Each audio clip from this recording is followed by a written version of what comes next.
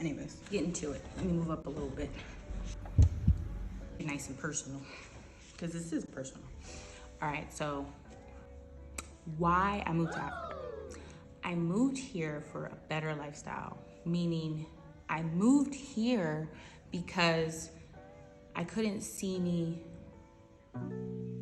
Actually, scratch all that, bro. Let's really get into it. Y'all want to know the truth? I moved here to heal, okay? That was the main reason why I moved to Africa, is to heal. I moved because how can you heal where you were hurt? All right?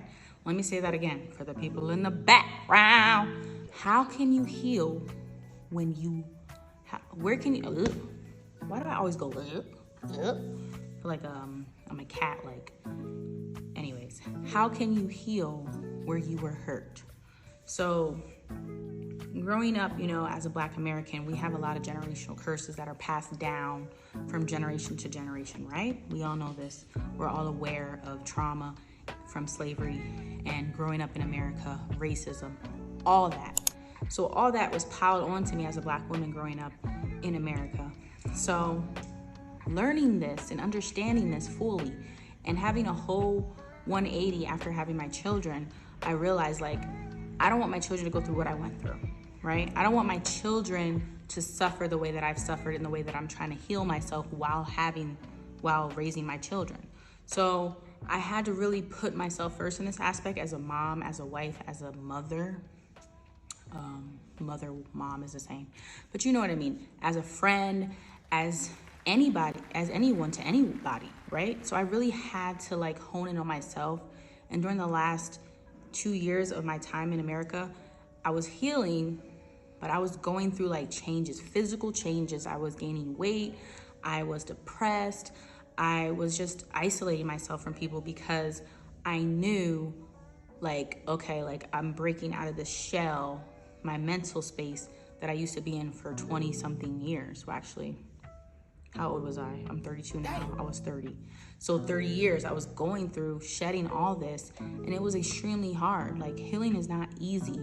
Learning yourself and learning what makes you tick is not easy. Obviously, I went to therapy as well. I actually went like maybe for 6 months, I would say, give or take. But I learned a lot through just honing in on myself and understanding where my issues came from, why I picked up certain things, survival mode. I was in survival mode a lot growing up in America.